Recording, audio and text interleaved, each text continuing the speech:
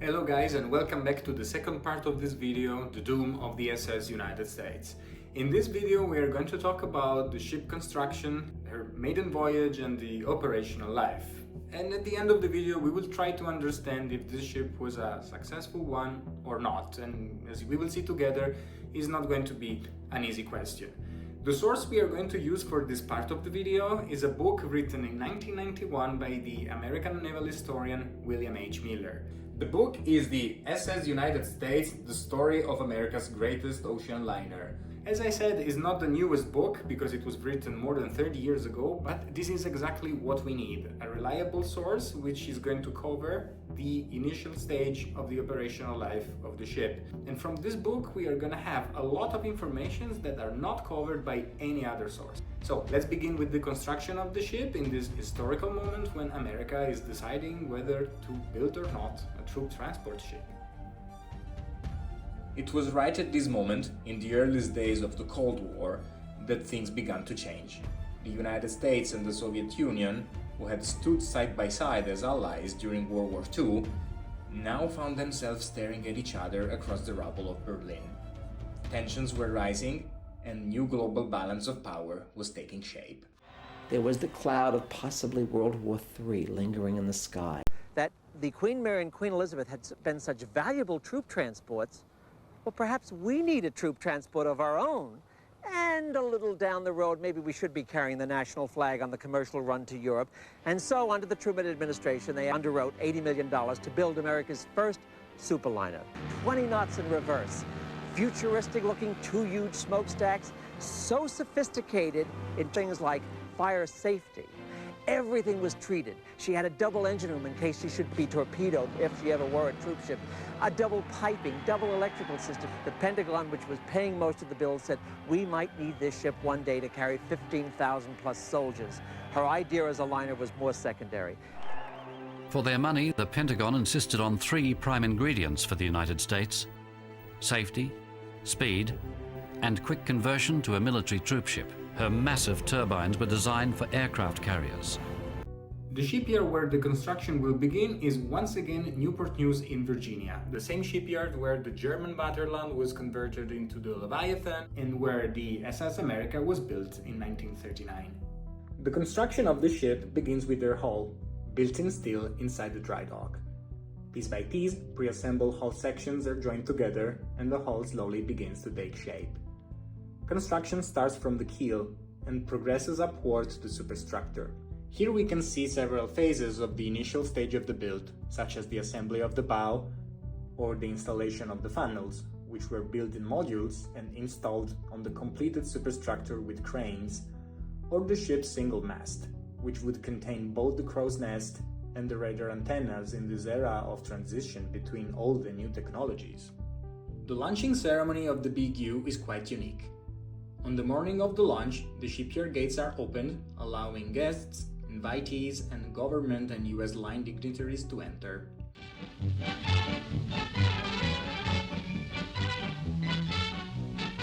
America's newest challenge for world supremacy in merchant marine is launched at Newport News. What they will find is a ship that is already floating inside the dry dock, which had been previously flooded. So at the moment of the traditional champagne bottle breaking on the bow, we don't see the usual scene we should expect, the great hull of the ship sliding down into the water in a roar of metal and chains. Instead, the ship's hull remains steady, calm, and still inside the dry dock. All that happens is that the dry dock's rear gates are opened and tugboats slowly guide the ship out to be pushed towards her mooring, where construction will continue. The explanation that is always given for choosing to carry out the launching ceremony in this manner is national security. Given the hull design and the ship's propellers were classified, they should not be seen by the public or by the press. After all, this was the ice storm of the McCarthyism era and the Red Scare, so there might be potential communist spies everywhere. Following a year of investigation, 12 top communists in this country are rounded up. However, this explanation, even if presented as official, does not hold up well against the facts. If the design of the ship was so secret in certain areas, then why did the very shipyard building the ship is authorizing the production of a Technicolor documentary that filmed every detail of the construction process, including the extremely valuable, supposedly top-secret propellers? After 70 years, we may never know. At this point, with the ship moored at the fitting berth, we can say more about the construction techniques that were used. The ship's hull is made of steel, while the superstructure is made of aluminum. Enthusiasts of the United States often present this construction method as something unique and revolutionary. In reality, this is not entirely true. This was the most advanced technique available at the time, and all ships of this category and generation were built the same way. Aluminum, given the knowledge of the era, offered several advantages. Aluminum, weighing only a third as much as steel, not only improves the stability of the vessel, but will make the United States the lightest ship for its size ever built. Over 2,000 tons of aluminum are used in its construction. It was lighter, cheaper, easier to work with, and in case of the Big U, designed to be as fast as possible for potential military use, the greater use of lightweight materials meant greater speed. As we see in some interior photos, wherever a full sheet of plating was not strictly necessary and the function was not structural, holes were cut out to reduce weight as much as possible, a technique used extensively on the Big U, which has a lot in common with airships' constructions years earlier. Time would soon show that aluminum was not the best possible solution. Aboard the United States, no structural fatigue or problems were ever reported. But on other prestigious ships, such as the Queen Elizabeth II, entering in service in the 1970s, the aluminum structure showed disadvantages. The lighter metal had poorer thermal insulation, making interiors more exposed to heat or cold depending on the weather, and vibration from the engines or the natural movement of the hull at sea caused small cracks and required repairs. The event that opened the eyes of ship designers worldwide regarding the structural limits of aluminum was the 1966 incident involving the Italian liner Michelangelo. While sailing from Genoa to New York, she encountered a rogue wave at sea. The force of the impact completely destroyed the bridge and the outer walls of several first-class cabins. The accident resulted in the deaths of 2 first-class passengers and a crew member, injuring several other officers. The ship's structural integrity was not compromised, and she reached New York flying flags at half-mast. After disembarking the passengers, temporary repairs were carried out in the US and more permanent ones once she returned to Italy. The Michelangelo and her sister Raffaello were modified at the shipyard, and the aluminum plates in the forward superstructure were replaced with steel. The same was done not only to the Italian line ships, but on many other liners worldwide. So, while it's fair to remember that the United States was the largest aluminum structure ever built in America before the construction of the World Trade Center in Manhattan in the 1970s, claiming that this was the best possible solution is relative, because the use of aluminum as primary superstructure material was soon gradually abandoned. Of course, aluminum was also used for lifeboats. The ship was considered extremely safe. Not only were there seats for every passenger and crew member, but the total capacity of life-saving craft far exceeded the number of souls on board. Some lifeboats were motorized, but the technologies of the time were not so primitive as in Titanic movies. I'm in charge of this boat. Your job's to row. Button up, skipper. You want rowers? Okay, you got 'em. However, automation was not yet complete, so lifeboats were equipped with lever-powered propellers that passengers had to manually pump back and forth to make the craft move. At least, nobody was expecting shipwreck survivors to have a nautical education and row for their life, but survival still demanded physical effort. Not only are the boats built of aluminum, but all of the fittings are either aluminum or other non-combustible material, even to the hollow aluminum oars which will float. The use of aluminum also served another purpose aboard the Big U, meeting Gibbs' strict fire safety requirements, where he was a forward-thinking innovator. There was no wood on the Big U. Promotional material of the time, passenger anecdotes, and the facts all confirm a completely metal interior. The only piece of wood on board was the butcher's cutting table in the galley. In fact, someone said, if you want to knock on wood, you'll have to take it aboard with you. He had a tremendous phobia for fire, for safety, but for fire in particular.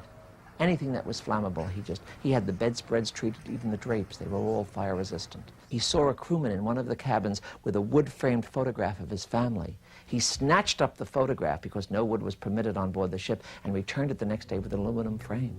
Gibbs initially even suggested having a grand piano in the first-class lounge made entirely of aluminum, but he was advised against it due to the expected terrible sound quality. In any case, elements that on any other ship would have been, and they still are, made of wood, such as deck coverings or railings, were made of aluminum. Even the deck rails are made of highly polished, lightweight aluminum, and they remain cool as a cucumber with the hottest sun shining on them. Decks, instead of wood planks, were coated with a fire-retardant and non-slip compound. Another cutting-edge technology of the time, but which would later prove extremely unpopular and dangerous, was the extensive use of asbestos. Walls and ceilings are a lightweight, incombustible material called maronite. Maronite is a hard asbestos base material, which has replaced to a great extent wooden bulkheads and ceilings. In its many forms, asbestos was essentially the only known fireproof material at the time. Today, this idea horrifies us, but scientific knowledge of the era had not yet established the link between asbestos and lung cancer. Asbestos was used on anything requiring fire and heat resistance: generators, engine manifolds, and even firefighter jackets. Many years later, as we will see in this video, when attempts were made to convert the ship for cruising service, the extensive use of asbestos became catastrophic for the vessel, because its removal would have a reversible impact on the fate of the SS United States and her modernization costs. But we will get to that later. What we can say now is that the widespread use of aluminum decorative elements and maronite panels gave the ship a very original appearance for its time, a very subdued color palette, environments that were elegant but also inevitably simple. Without wood paneling, paintings, or other flammable decorative materials like those found on competing liners, the United States appears somewhat austere, plain, and very different from other ships of her era, almost industrial and muted in her appearance. It is not true, however, that the United States was purely decorated or simply uglier than other competitors. The ship boasted a unique style that set her apart even from her older, slower, and smaller sister ship, the SS America, which had drawn direct inspiration from European liners of the 1930s with opulent decorations, rich fabrics, and bold colors. The United States aimed to be different, and despite her strict fire safety requirements, she featured some artistic installations, such as the Great Currents mural in the first-class reading room, the New Orleans-themed murals in the cabin-class theater, and the Mississippi Father of the Waters in a tourist-class recreational area. First class also offered the Navajo Lounge, dedicated to the Native American tribe, with dark wood finishes, large circular windows, and a warm, solemn atmosphere. A Mercator projection of the continents of the world is the central decoration of the first-class smoking room. Of course, some other interiors showcase styles that today may seem less appealing, but taste is always subjective. After all, for example, the French liner Normandy, which we have mentioned more than once, was considered so fancy in the years before the war that some passengers felt uncomfortable, almost forced into constant display of elegance, spending the entire voyage in tuxedos and formal wear. But the fact remains that the dual commercial and military nature of the ship imposed compromise solutions. Railings are metals, decks are metal, decorations are metal. Materials were intended to last, to resist, and to require less maintenance. The prevailing design philosophy of quick military conversion is very visible in these design choices, and perhaps even more so on the aft decks. I must confess to have a neutral bias here. Italian ships had open-air swimming pools since the late 1920s. Of course, I understand that this is influenced by the climate. Mediterranean weather is generally better than the North Atlantic weather, and as we mentioned earlier, liners embodying the culture of their nations meant also including the leisure habits developed along Italy's 4.5 thousand miles of beaches, heavily invested in tourism. I realize this is not feasible on the North Atlantic, and consequently, Italian liners without indoor pools effectively had no pools at all during bad weather, while the United States had an indoor pool that could be used in any condition. We must keep in mind that the liners of the time did not provide the onboard entertainment of modern cruise ships, something common to all the ships of that era and previous ones. However, when we look closely at the United States, on her large aft decks, beyond a few deck games, there is literally nothing to do. Passengers could do nothing but lie on deck chairs, and that's it. There was nothing else. A huge, flat stretch of metal with no attractions. Not even a bar was installed. Period films show stewards and waiters pushing drinks carters around to passengers. Bullion with a snack served on deck every morning at 11 is a tradition aboard the United States. This industrial aspect was made even more evident by the presence of cargo handling cranes at the stern, serving the aft cargo holds. Cargo on the United States is handled by the customary booms and winches. Self-supported king posts are installed forward between number 1 and number 2 hatches, and similarly aft between number 4 and number 5. Their presence gives the whole section a distinctly functional appearance, clearly shaped by wartime needs. You can almost picture those cranes in motion, hosting jeeps, food supplies, or ammunition, and those wide and almost empty decks where soldiers would wander, as we saw on many ships during World War II. Aboard the SS United States, the traditional three-class systems was still in place. Instead of the old first, second, and third class, the new designations were first class, cabin class, and tourist class. This approach followed the long-established formula of the great liners of the past, where passengers of different categories lived completely separate experiences, as if each group were traveling on a different ship altogether.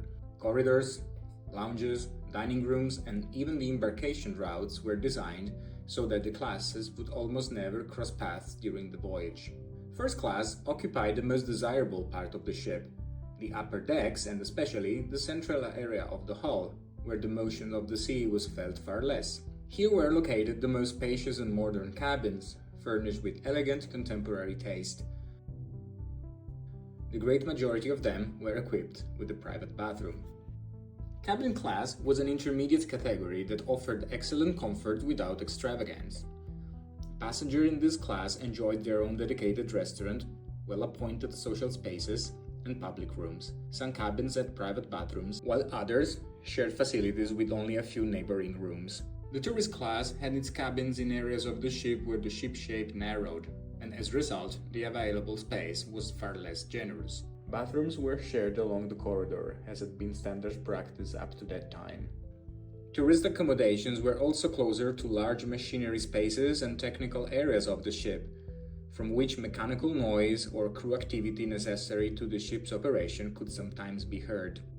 The ship's regular service began in New York, with its first stop at Le Havre in France, before continuing across the Channel to Southampton in England.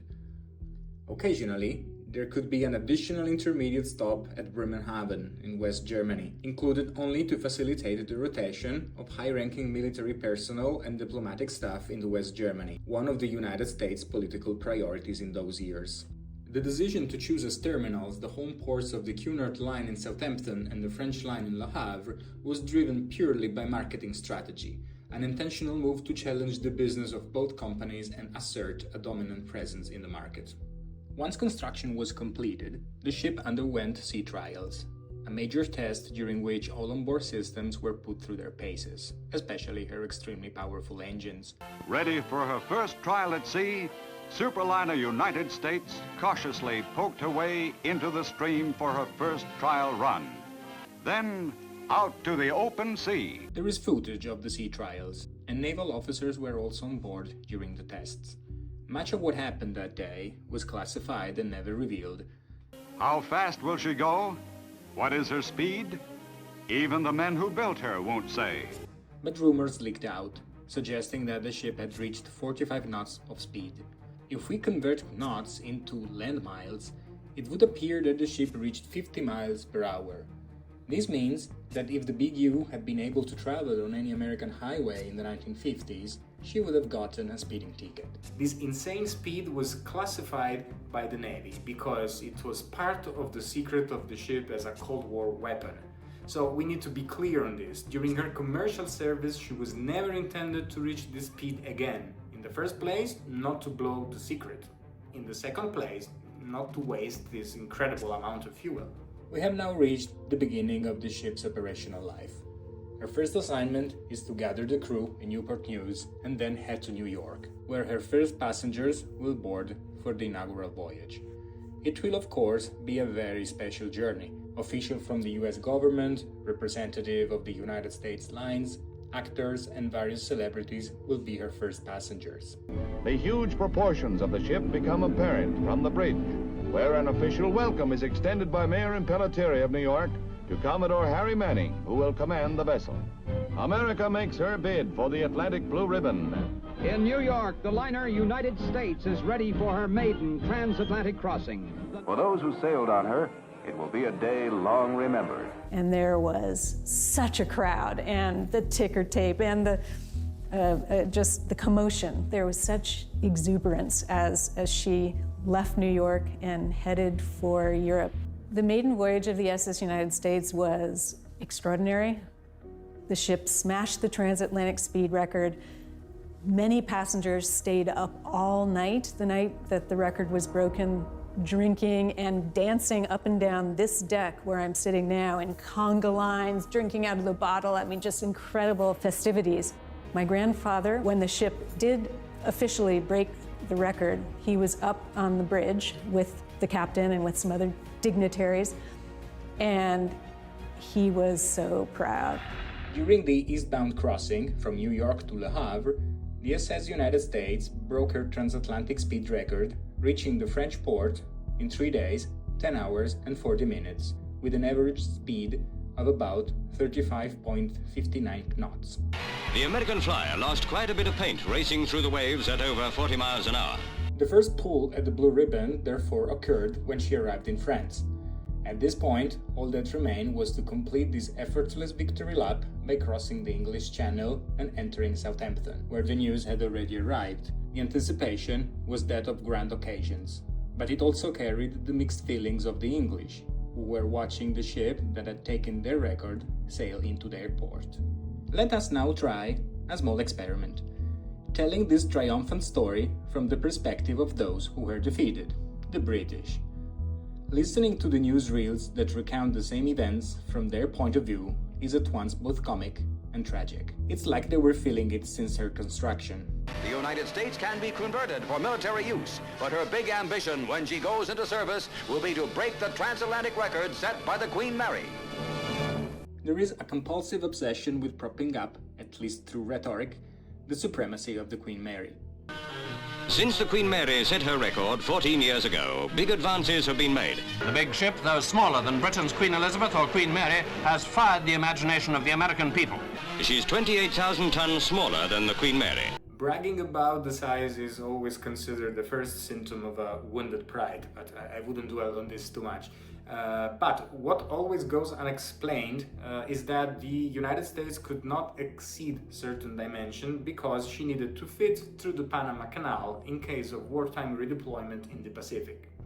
British ships didn't have this problem because they were designed and built in an age when the British Empire was at the peak of its expansion, and so they just didn't have any of these problems. Now the United States leaves Le Havre, bound for Southampton. British radar guided her. I'm sorry, what? British radar guided her. I don't know how much this comment is open to interpretation. They just said that the ship has a British radar. But if this is the case, then the information is simply not true. The radar, just like any other technology on the ship, was produced in the US. Now she's approaching the home port of the two great Atlantic queens. Yes, she had as great a reception as the Queen Mary when she broke the record many years ago. Shut up! Skyler. Shut up! Please shut up! Stop! Shut up! And the United States was certainly entitled to it. We greet her as a great and friendly rival in the transatlantic trade. I'm fine! Totally fine! And it's painful to listen how they try to take refuge behind the fact that the Queen Elizabeth didn't even try to break the record yet, as if to suggest that some hope still remained. We don't know what the Queen Elizabeth can do. She's never had a crack at the record, but there's no question of a battle of the Atlantic. Reports say that with the record won, the United States will settle down to the 30-knot service of the Queens. This last comment is perhaps just as contrived as the others and likely mistakes wishful thinking for reality. Nevertheless, it does have some basis in fact. If the record had already been broken, there was nothing left to prove, and wasting fuel to go incredibly fast no longer made any sense. Beyond that, this enormous, incredibly fast American ship must have dealt a painful blow to the British pride. The United Kingdom was living through a harsh awakening in this new post-war world. Victorious at the end of the Second World War, yes, but in those very same months facing the beginning of the dismantling of their empire under the pressure of decolonization, which would permanently sweep away their vast colonial possessions.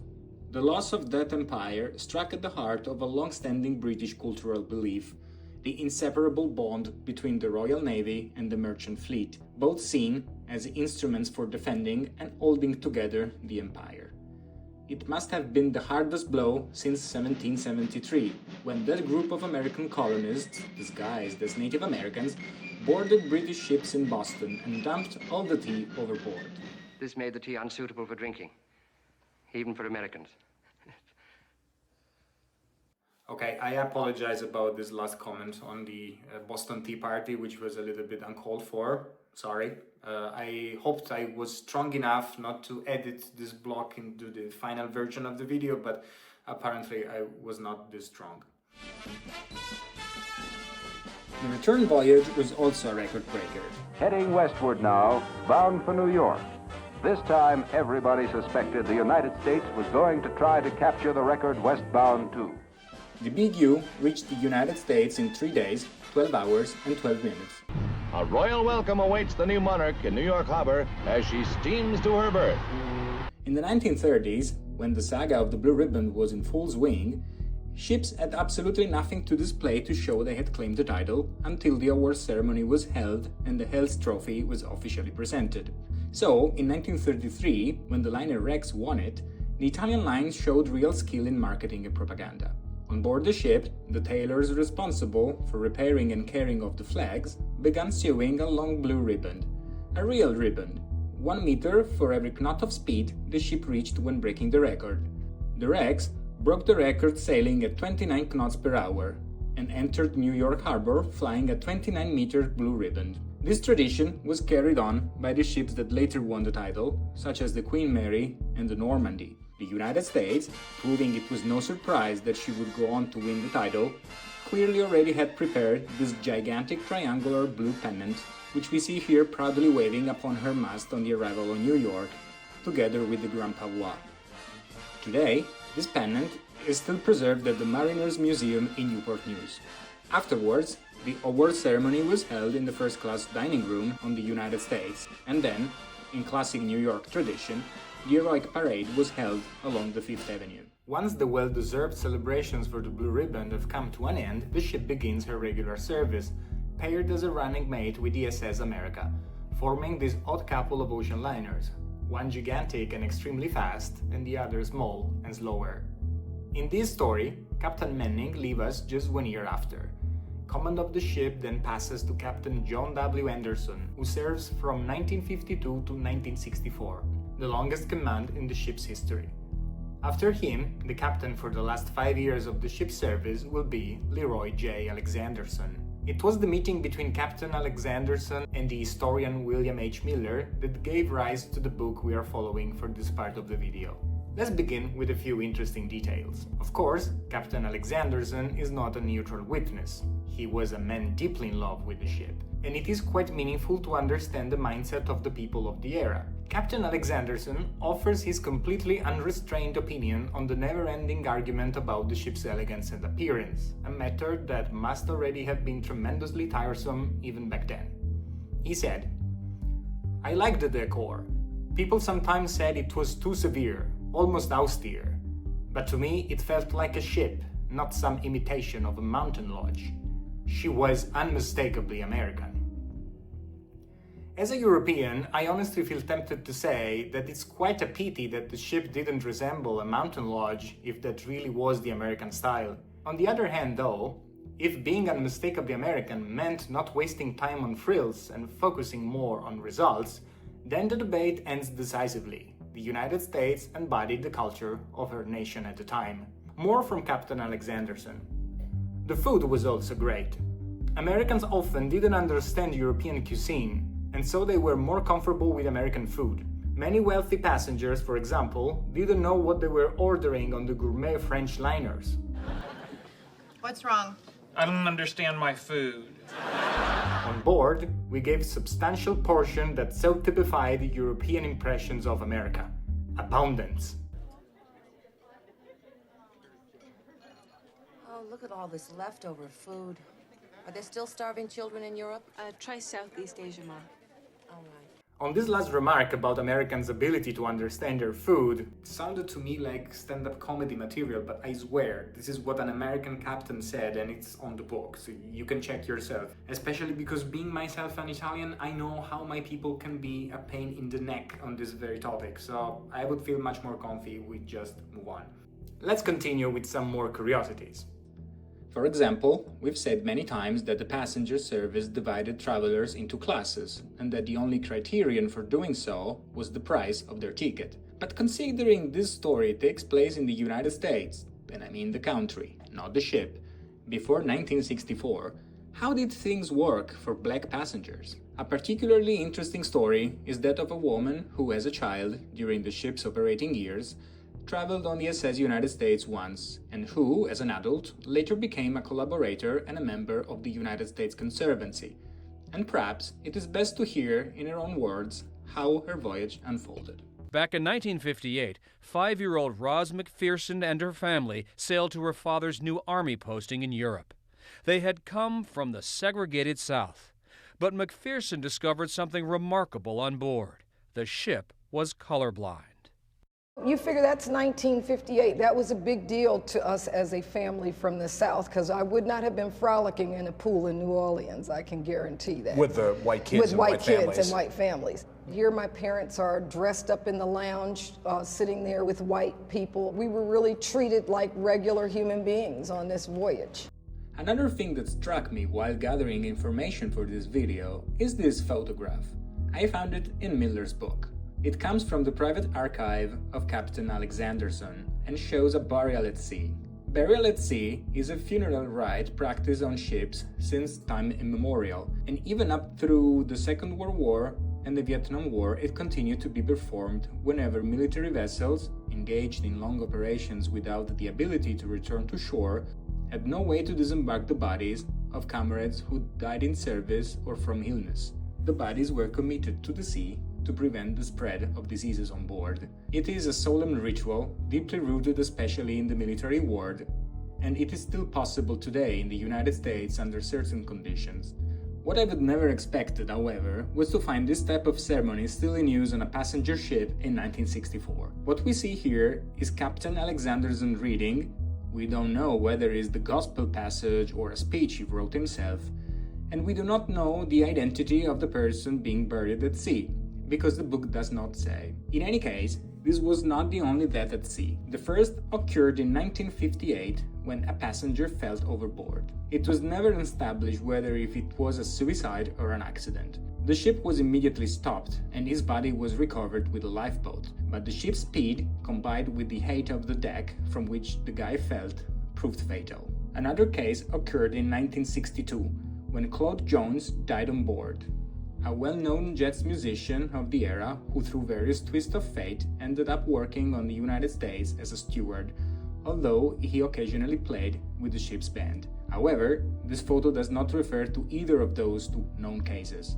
The identity of the person being buried at sea therefore remains a mystery, despite the fact that the United States was equipped with a morgue capable of preserving bodies frozen until they could be brought ashore.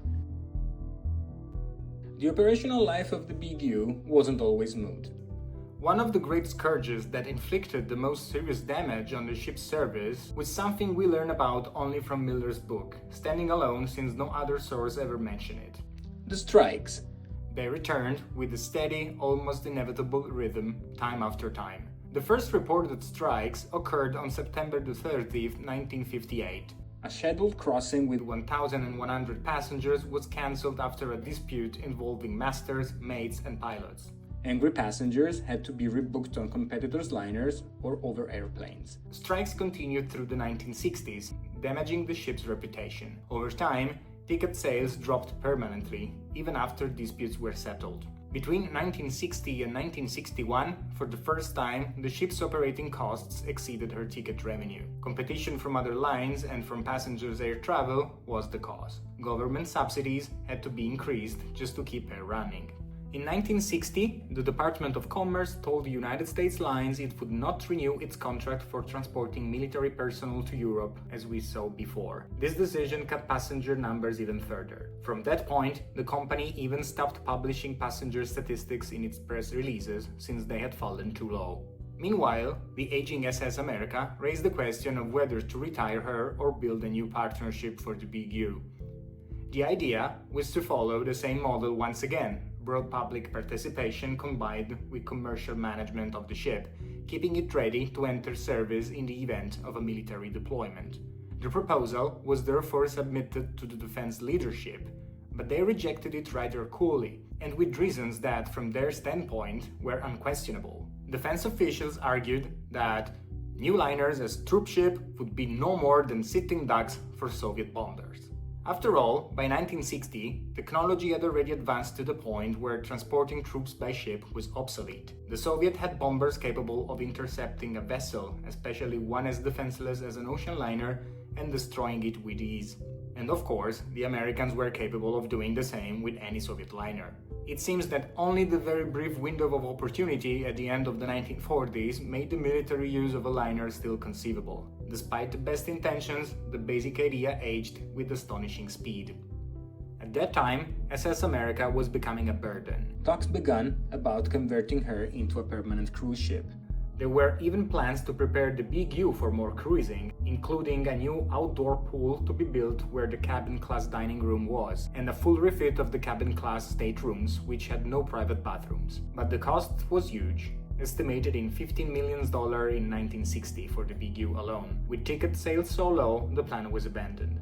By 1961, the United States Lines tried to put both ships on winter cruises, but subsidy rules, and subsidies were the only source of survival at the time, prevented them from deviating from regular service. Then, in June 1961, another strike hit so severe that both ships were laid up for 6 months in Newport News. All crossings were cancelled, and confidence in the ship's commercial future dropped sharply. In 1962, the French line introduced the SS France, a new flagship and direct competitor of the Big U. Finally, in the early 1962, the Big U was allowed to try her first Caribbean cruise. A temporary swimming pool was installed on her aft deck. The amateur footage of this first cruise shows us a problem that soon afterward every large ship attempting to operate as a cruise vessel would face: her sheer size. These ships were simply too large for the small touristic harbors, and they were not equipped with intermediate capacity tenders. So, unless they didn't want to use their own lifeboats, the only solution was to improvise. In this instance, they disembarked the passengers using a small local ferry. This amateur film shows us an unusual atmosphere. Passengers who are different from the usual ones on a regular service. Those people are relaxed holiday makers. Cocktails and summer clothing, and overall a joyful atmosphere. Crew members in summer uniforms and outdoor games on the deck. Today the game seems absolutely bizarre to us. Betting on a speed race between turtles. The SS France was forced to alternate a North Atlantic liner service with Caribbean cruises and tourist use almost from the very beginning of her service, as she immediately faced a decline in passengers in favor of air travel. This quickly intensified competition with the Big U, since the North Atlantic route had become crowded. The Big U, the France, and the British Queens were all operating on the same line: New York, Le Havre, Southampton.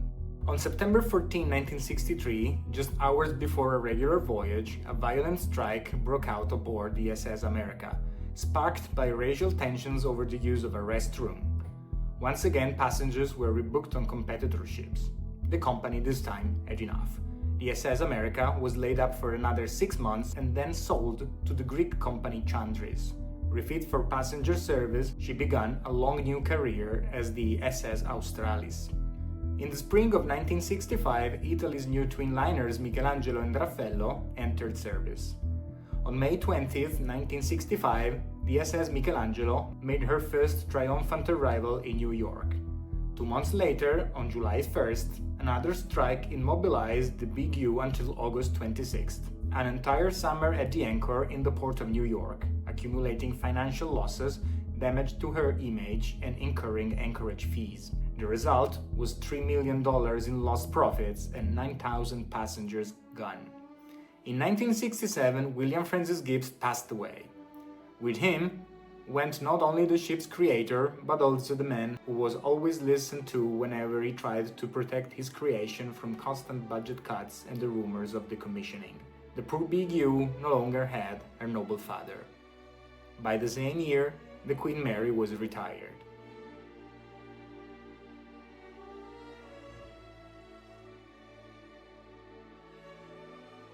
A year later, the Queen Elizabeth followed.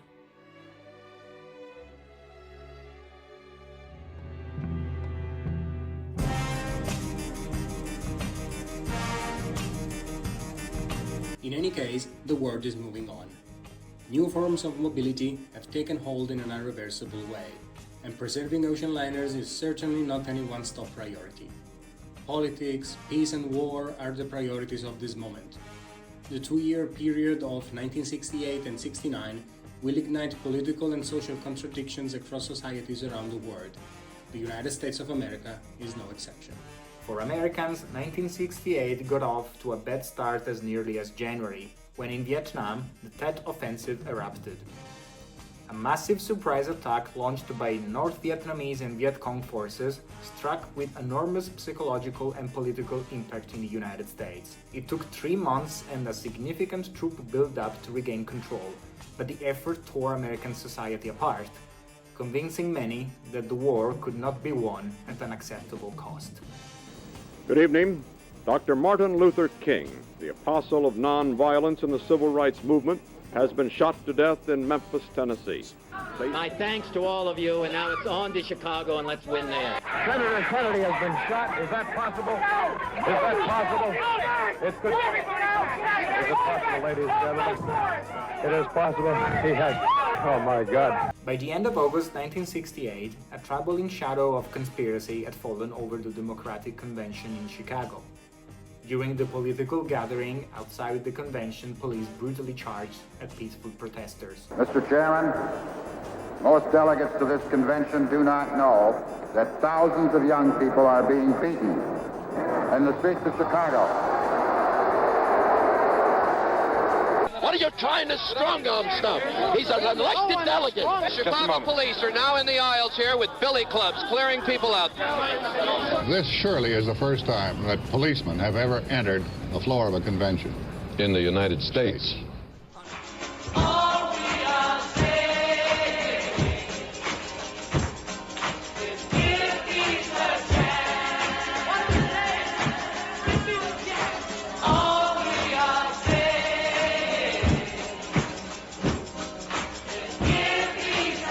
Fortunately, though, there were also great achievements. The massive black hull of the Big U was not the only large moving object bearing the name of United States.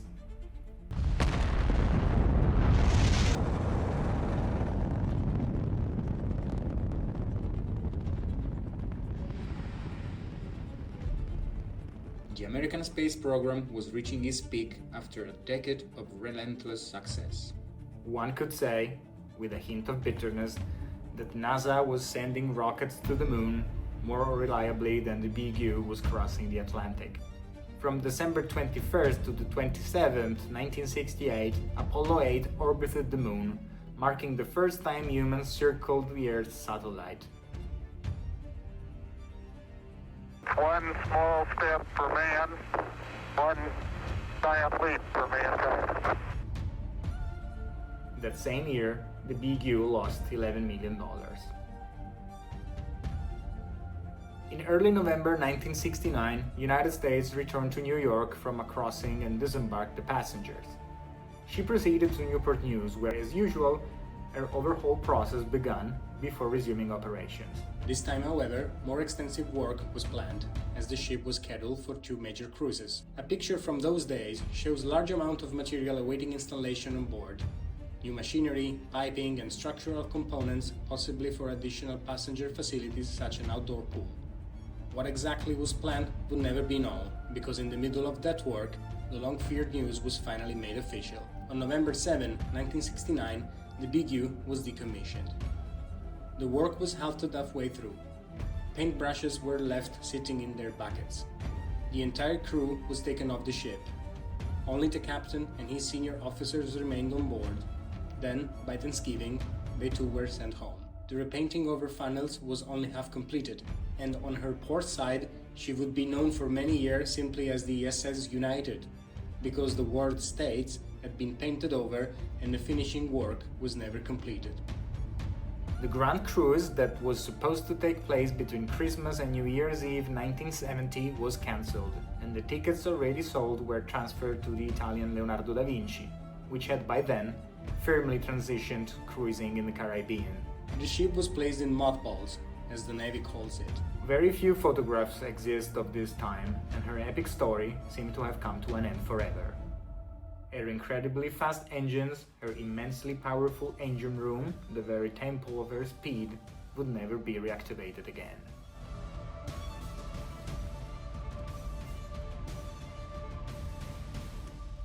What begins here is a 15-year stretch of obscurity, a long period spent tied up, largely forgotten.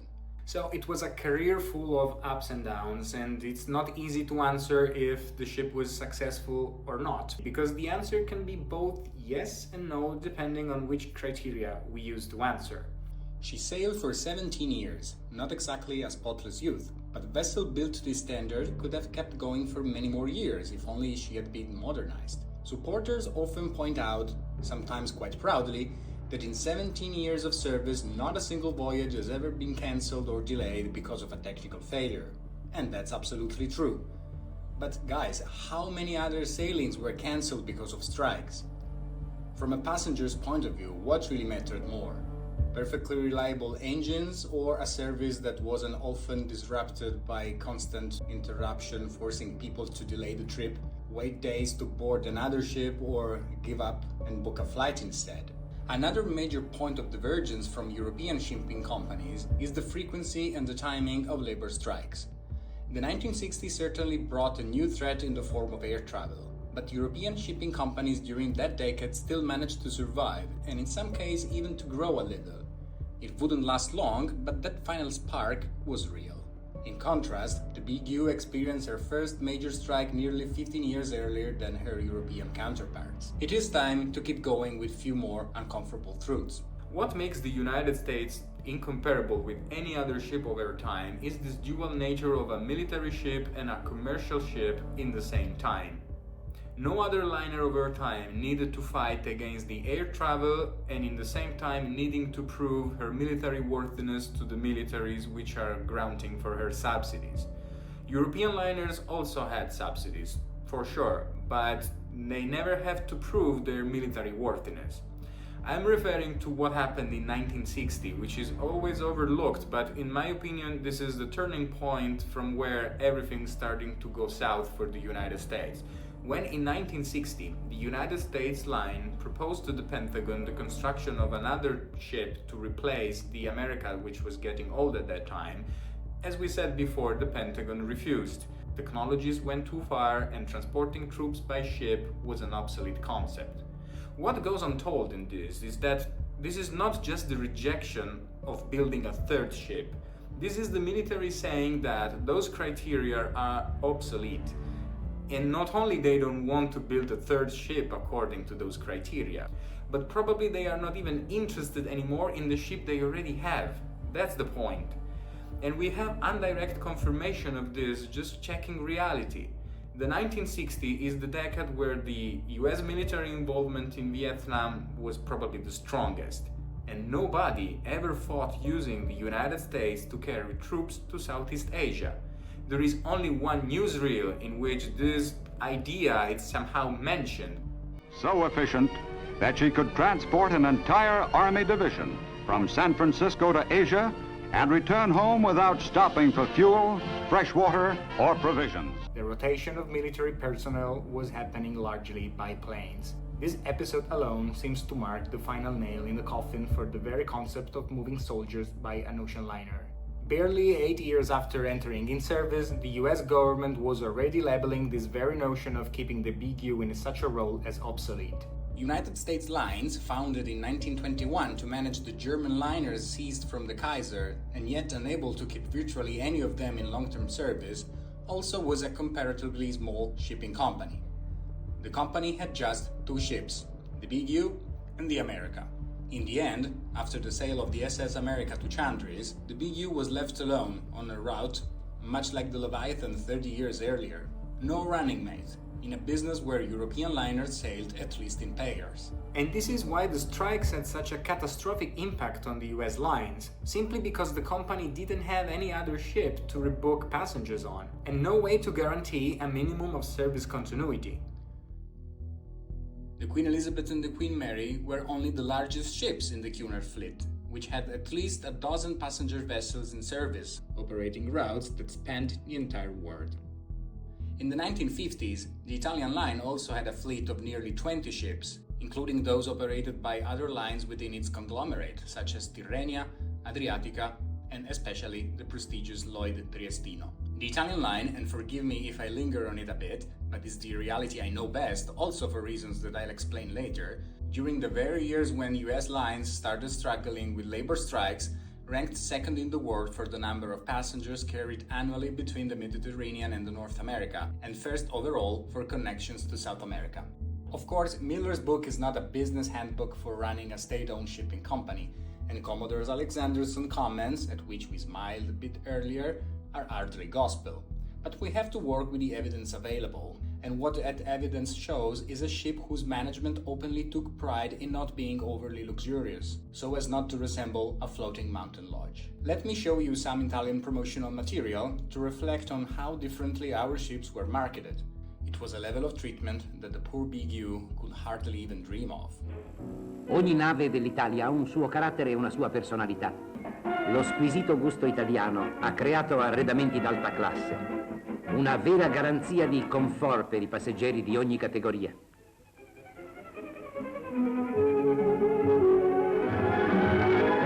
Anche qui gli artisti e gli artigiani italiani hanno profuso i tesori del loro ingegno e della loro tanto apprezzata abilità tecnica.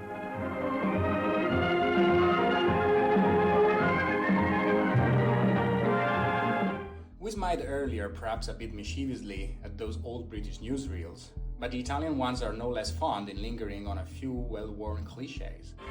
Cucina all'italiana, intelligente e briosa. È uno dei motivi per cui gli stranieri preferiscono le nostre navi.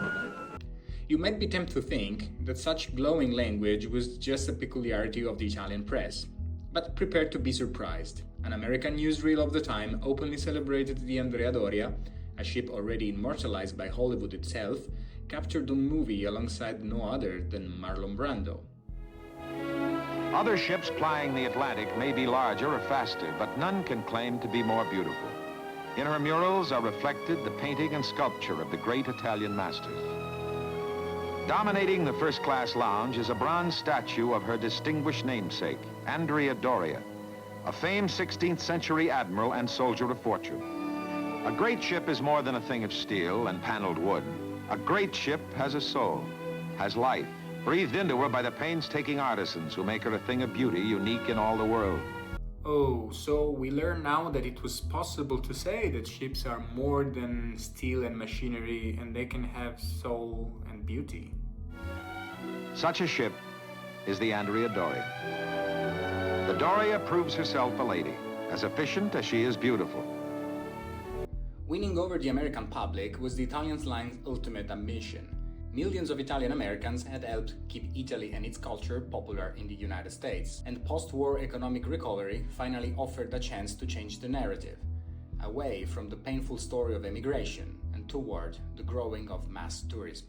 Quando si vede attraccare un transatlantico e si osserva la folla che l'aspetta sulla banchina, si pensa agli emigranti, specie del mezzogiorno.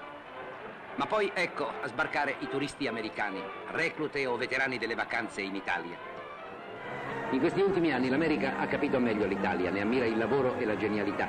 E il tricolore sventola davanti ai nostri uffici turistici che agevolano agli americani le desideratissime vacanze in Italia. Ma mentre viaggiatori e marinai visitano New York, i newyorkesi fanno la fila per visitare la nave. Slogan di questi giorni: Colombo ha scoperto l'America, l'America scopre la Colombo. I passeggeri del ritorno sono in gran parte americani, così iniziano in anticipo il loro lieto soggiorno in Italia. This small set of examples should be enough to make the point clear. These ships were not only vessels, but the beating heart of a broader narrative, a vast operation of cultural renewal and national self-promotion. The unfortunate SS United States never enjoyed a stage quite so promising. The fascinations with holidays in Italy seems to have taken hold very well, actually. Because I'm going to where they really know what love's about. To Italy. There are several films about Americans vacationing in Italy. In this film, they go to Italy with the Italian line, and beyond the Colombo, you can see the funnels of the Big U and of the America, which in fact did not go to Italy. And how are you supposed to have your Roman holidays if your ships are going only to Le Havre and Southampton?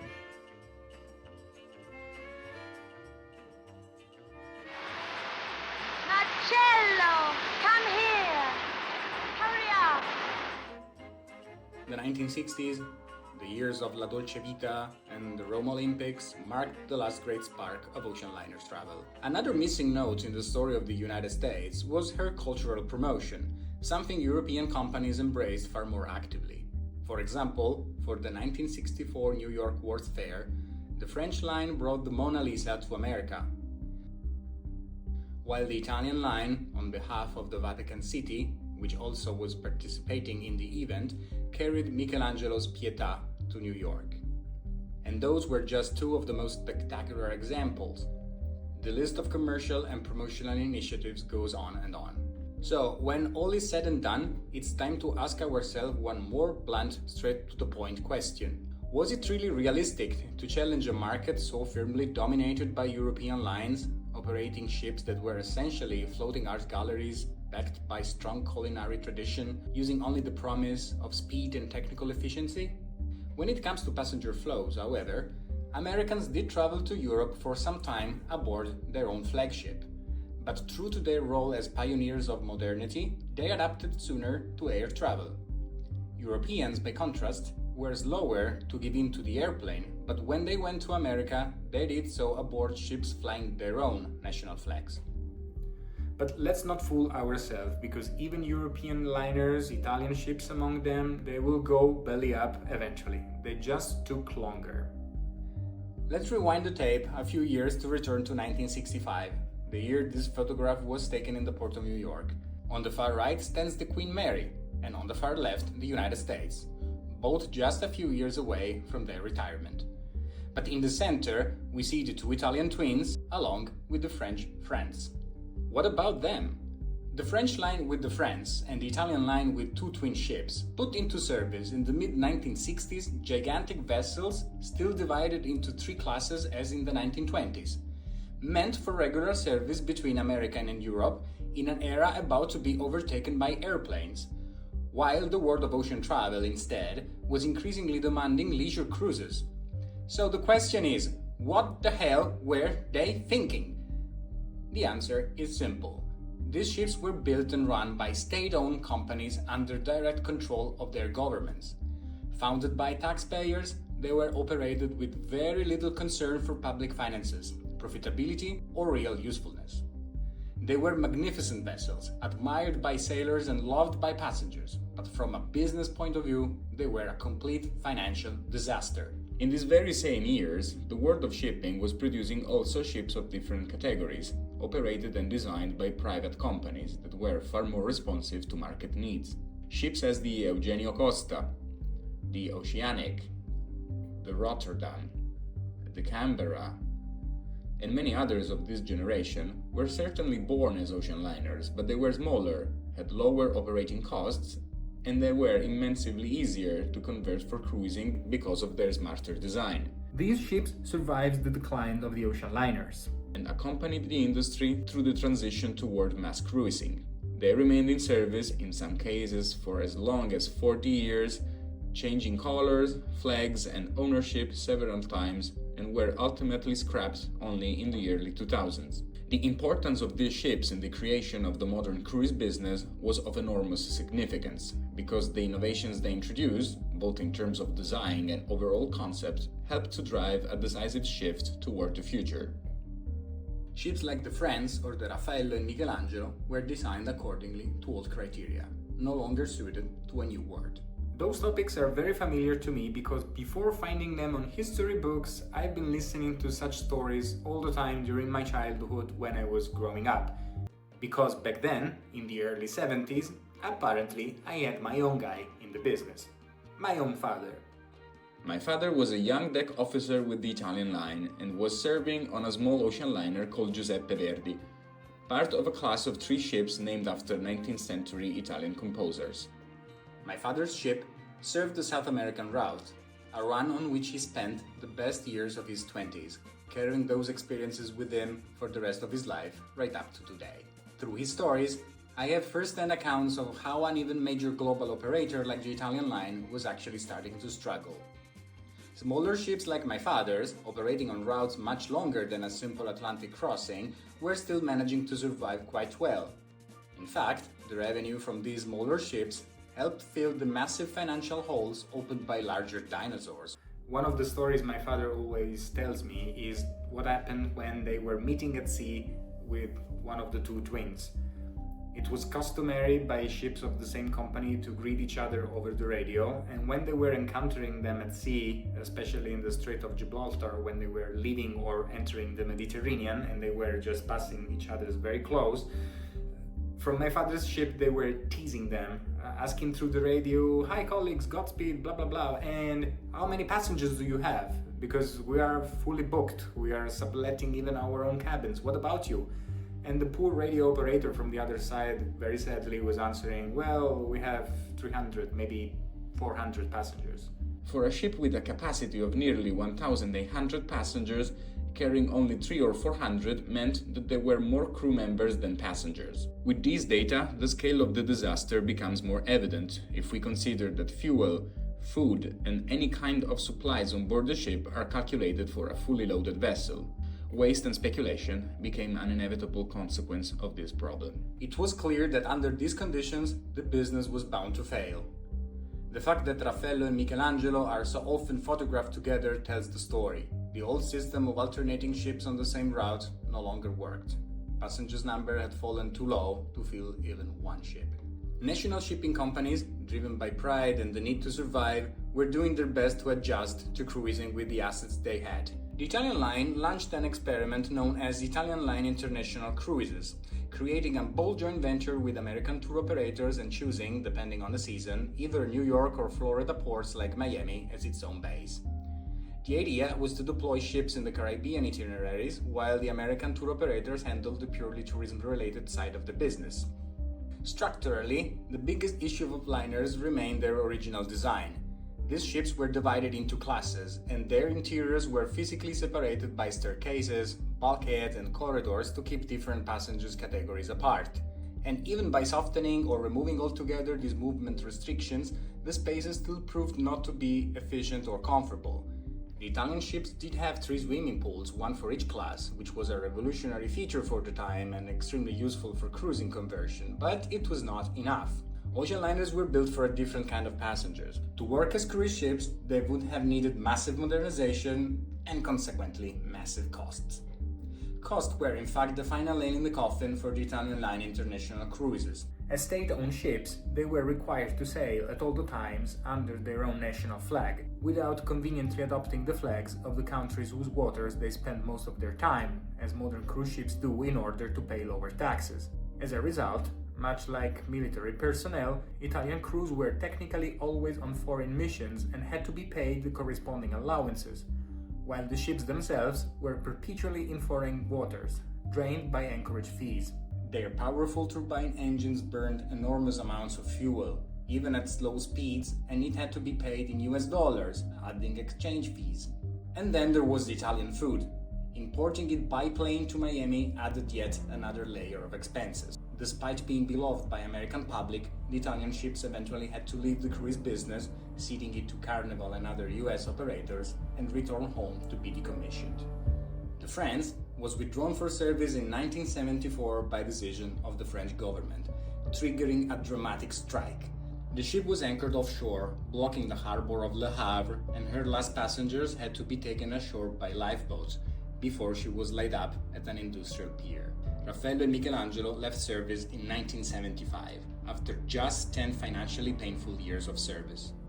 The retirement of Michelangelo was such a major news, especially given the scandal of enormous cost and meager profits, that television crews were on board, interviewing the captain before her final mooring in the port of Genova. That is how Raffaello and Michelangelo ended up side by side, like kayaks, moored very close to Genoa, clearly visible from the shore. At this point of the story, in the beginning of the 1970s, the Big U, the Friends, and the Italian twins were all now standing still. With this we have closed our narrative circle, and we arrived to the conclusion that even the biggest shipping companies with more assets, with more experience, they ended up just like the United States lines, retiring their ship from active service because they couldn't bear the competition of the air travel. So what to do with all those retired liners and what possible second life they might have is the topic for our next video, and we will continue to see the story of the SS United States, the many attempts to revamp her career and to put her back in service as a cruise-going vessel. So once again, thanks for watching and see you with the next video.